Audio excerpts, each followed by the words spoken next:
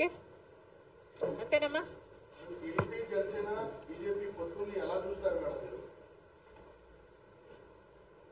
రాష్ట్ర ప్రజలు ఎలా చూస్తున్నారు, మీరు ఎలా చూస్తున్నారు, ఇది ఏం పద్ధతి అని ఎవరికి అనిపించటం లేదా?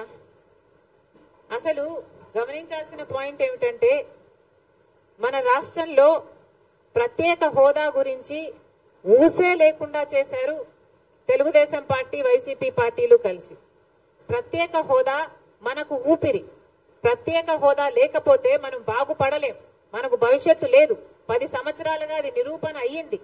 అయినా కూడా ఈ 10 సంవత్సరాలలో ఎమ్మెల్యేలు ఎంపీలు ఇంతమంది అధికారంలో ఉండి కూడా అసలు ఊసే లేకుండా చేశారు, అసలు ఆ మాటే లేకుండా చేశారు. ప్రత్యేక హోదా అన్న అంశమే లేకుండా చేస్తున్నారు కదా. ఈరోజు మేము కాంగ్రెస్ పార్టీగా వచ్చి మేము కొట్లాడుతున్నాం తప్ప ప్రత్యేక హోదా గురించి తెలుగుదేశం పార్టీ గాని, చంద్రబాబు గారు గాని, వైసీపీ జగన్మోహన్ రెడ్డి గారు గాని ఒక్క నిజమైన ఉద్యమమైనా చేశారా అధికారంలో ఉండి, ముఖ్యమంత్రులుగా ఉండి అని అడుగుతున్నాం. ఈరోజు ప్రత్యేక హోదా మనకు బీజేపీ పార్టీ ఇవ్వలేదు, పోలవరం ప్రాజెక్టు ఇవ్వలేదు, మనకు రాజధాని ఇవ్వలేదు.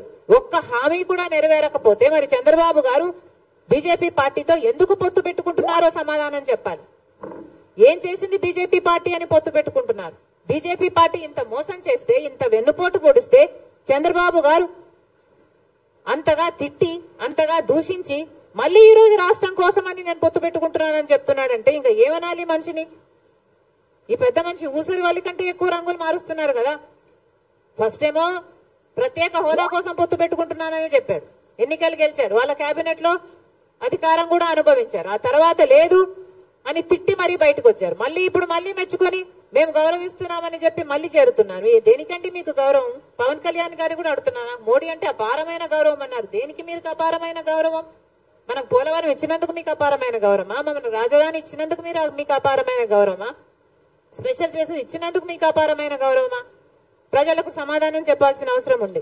జగన్మోహన్ రెడ్డి గారిని కూడా అడుగుతున్నాం, మీరు ఇంకా తెలివైన వాళ్ళు, మీ పొత్తులు కనిపించవు. ఎందుకంటే మీ అక్రమ పొత్తులు, మీ రహస్య పొత్తులు. చంద్రబాబు గారైనా బహిరంగంగా ప్రజలకు చెప్పి పొత్తులు పెట్టుకుంటున్నారు, జగనన్న గారైతే రహస్యంగానే పొత్తులు పెట్టుకుంటున్నారు. ఇన్ని సంవత్సరాలుగా బీజేపీ పార్టీని ఒక్క ప్రశ్న అడిగింది లేదు.